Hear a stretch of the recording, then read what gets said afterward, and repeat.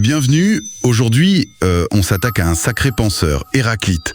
On va essayer de décrypter ses idées, saisir ce qu'il voulait dire avec son fameux « tout s'écoule », le pantaré, et cette notion un peu déroutante de l'unité des contraires, et voir pourquoi ça nous parle encore des siècles plus tard. On commence souvent avec cette phrase, non ? On ne peut pas entrer deux fois dans le même fleuve. Qu'est-ce que ça cache au fond ?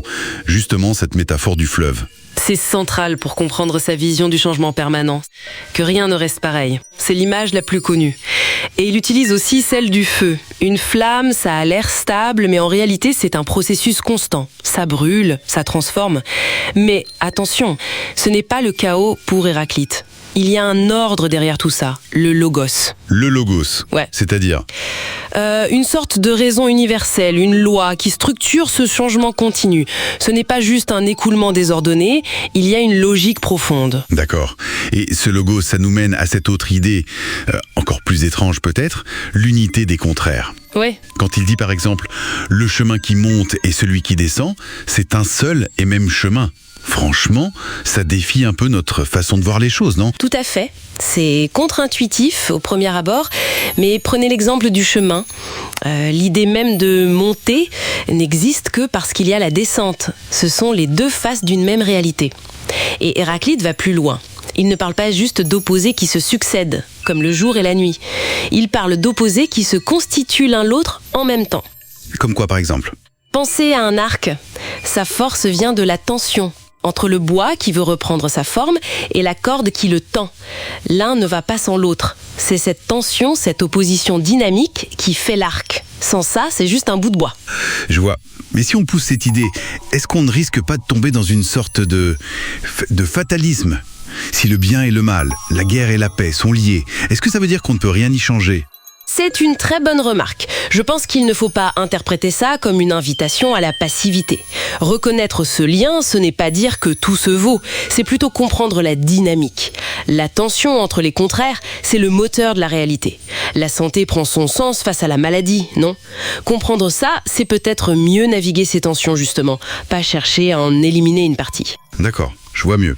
Alors, concrètement, aujourd'hui, comment on peut utiliser ça dans nos vies souvent compliquées, pleines d'incertitudes ? Ça offre un cadre différent pour penser la complexité. Plutôt que le mode binaire, le pour ou contre, le gentil ou méchant, ça invite à regarder l'interdépendance. Prenons un conflit. Au lieu de se demander qui a raison, on pourrait se demander quelle est la dynamique ici. Comment les positions s'alimentent ? Intéressant. Comme dans un désaccord au travail, par exemple ? Oui. Au lieu de chercher un gagnant et un perdant, on pourrait voir la tension comme une information ? Une source d'énergie pour trouver autre chose. Une solution qui intègre les deux points de vue, peut-être ? Exactement ça. C'est voir le conflit non pas comme une catastrophe, mais comme un processus qui révèle quelque chose. Et ça marche aussi pour nous-mêmes, pour notre développement personnel. Comment ça ? Nos fameuses parts d'ombre, les aspects qu'on n'aime pas chez nous, dans cette optique héraclitéenne, ils ne sont pas juste à supprimer. Ils sont liés à nos forces. La peur peut être liée au courage qu'on déploie. La vulnérabilité peut cacher une force. C'est une question d'intégration, pas de suppression. Donc, si on revient au fleuve et au changement constant, la sagesse, ce serait d'accepter ce mouvement ? D'apprendre à danser avec. C'est un peu l'idée, oui. Accepter que le changement et la tension font partie de la vie. Ça rend plus adaptable, plus résilient finalement. La tension, comme pour l'arc, ce n'est pas négatif en soi. C'est une source d'énergie.